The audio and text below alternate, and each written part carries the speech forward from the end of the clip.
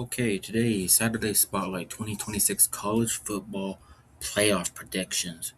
We're going to go through the College Football 2026 Playoff Predictions.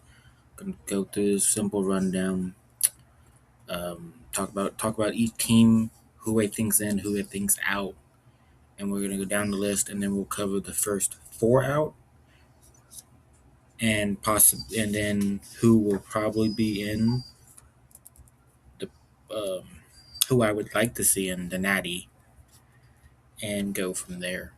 First team up is I think the Ohio State Buckeyes have a great chance to be there. I think they were ranked, I think the third last year. A lot of the same team, most of the teams coming back. They did lose some. They did lose some positional value here and there, but uh, year in year out, Ohio State is a contender. They're ready to play. They're ready to win. Probably gonna win the probably gonna win the Big Ten. Um, I think that one's pretty much a given. Second team, Georgia Bulldogs. Gunnar Stockton's looking pretty good, though. I don't know what weapons he has. I think some of them did slip to the draft. I did think some of them did slip to the draft, so that is a concern.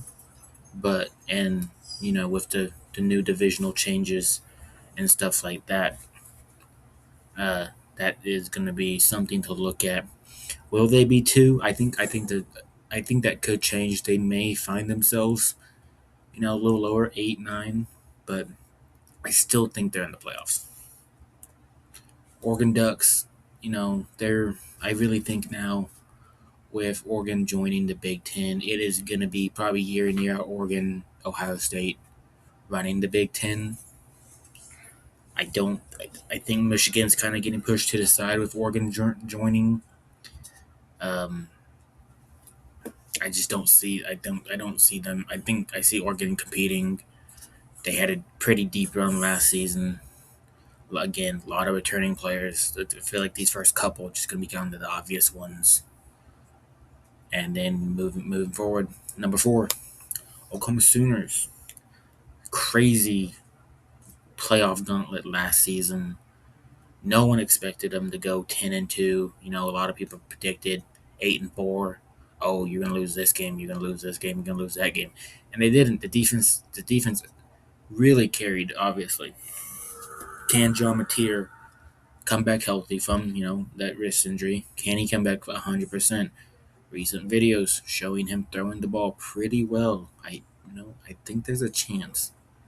OU really does shocking them, shocking a lot of people. I mean, the way Brent Venables has them coaching, running through brick walls. I truly do think this is a team to watch, especially if they can get the run game going. Can Mateer deliver in the big games? Can he, think that first big test will be at Michigan, the second big test at Georgia.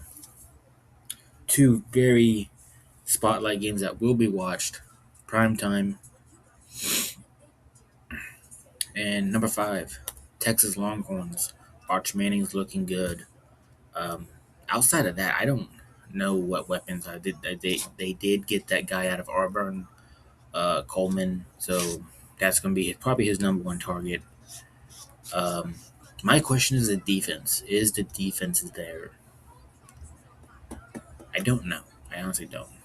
But I still think they're going to be probably up in the playoffs. They had those two shocking losses, the Florida and obviously the beginning week 1 Ohio State loss, which week 1 you're trying to get the wheels turning on it.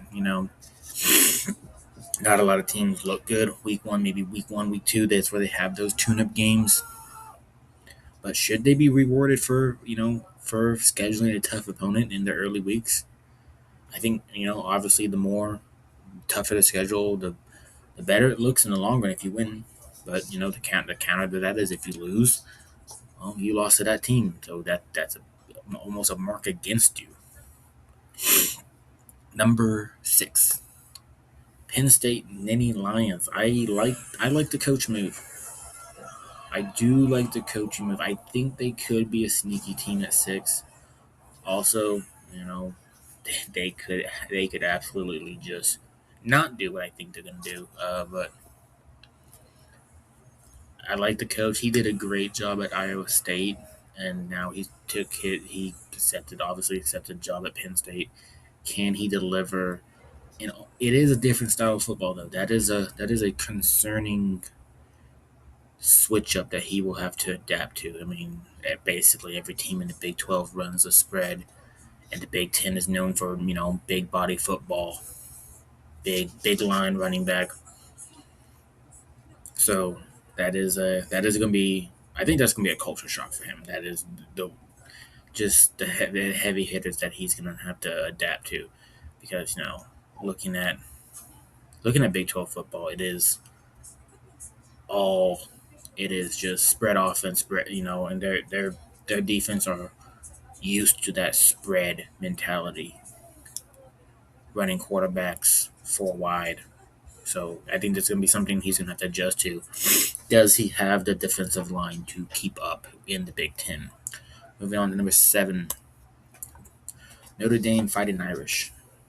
They did get. I think they were the first 4 out last season. They had that one or two losses to some unranked teams. Really cost them a playoff spot there. But they are a part of that independent conference, so I think they get that automatic bid if they are like 10-2. So, which I think you're playing most of the ACC anyway. Just join the ACC, but that's another discussion for another video. Next one, Alabama. Um, Lost in the semifinals to Indiana, who ended up winning a Natty. A lot of talents coming back. Obviously, for me, question at quarterback. I don't even know who the quarterback is going to be. Because Ty Simpson went to the draft. So who is their quarterback and can? But that consistent defense carries, just like OU. I mean, that defense is on fire. They carry. So a lot of SEC teams on this list, though. Number 9, LSU. Can they get it figured out? Quarterback, a lot of talent. Receivers. Lane Kiffin almost took the whole Ole Miss staff. Can they win it all? Is the question. I have them at 9. I could see them falling out, but I think what really helps the SEC in this new playoff, the 12-team format, especially since they just did that realignment where you're playing certain opponents. I think that really does change the SEC. You're gonna see a lot more 10-2s possibly, and then how are you gonna narrow that down? And then I think this is definitely, if this next team, if they can get it figured out early, they definitely have what it takes to win the Big 12 and possibly be a sneaky playoff team. Oklahoma State Cowboys. They got the quarterback, they got the running back, but my question is the defense. Is it there? Is it strong enough? Can your offense put up enough points can your offense produce points when you face like an SEC caliber team? That was the question for OU and Texas when they joined the SEC. So if you do make the playoffs, can your offense deliver? Is that defense going to be able to withstand not playing the spread, not facing that spread offense, that different offense you have to face, than rather than what you're used to facing. Number 11, Texas A&M Aggies. I like the quarterback. He returned. I'm pretty sure a lot of the other players did it returning. I didn't see a lot of Aggies name in the draft, so I think this is gonna be a team to watch. Then looking at the 12th, which is the Mountain West, they get that automatic bid for that Power Four school. I think that's what it is. The Boise State Broncos. I think they went had 3 losses maybe last season. Definitely fell off since Gentry left, but I think they have what it takes to get back in it and make the playoff. Now, the first 4 teams out were Miami, Tennessee Volunteers, Ole Miss Rebels, Michigan Wolverines. I still think the quarterback's too young. I think that's really is what is holding him back. Is he's just young. Miami, I don't know who the quarterback is. Who is the guy there? Tennessee, Aguilar. Can he had some bad losses? OU, but he threw the ball really well. But I think it was two turnovers for him. I think he had like two picks and one that fumble. If he can fix the turnovers, can they do it? They have a strong defense, physical team competing in tough SEC races. Like I said, especially with that realignment, that's going to change the SEC a lot, and it's going to make it a lot really difficult for them to produce like because I think OU is like OU, Texas, Missouri, and then another school. Bama's like Tennessee, Vanderbilt, and another school. So like I think this realignment is really gonna take some getting used to for the SEC and who are they scheduling outside of that. But that is my playoff prediction. Like yes, a lot of SEC schools in here, Big Ten, but these were the teams that did produce last season. These are the teams that came back with the strong starters. They they are the teams that I would more than likely see in the playoffs. And my slide is wrong. That is supposed to be the LSU.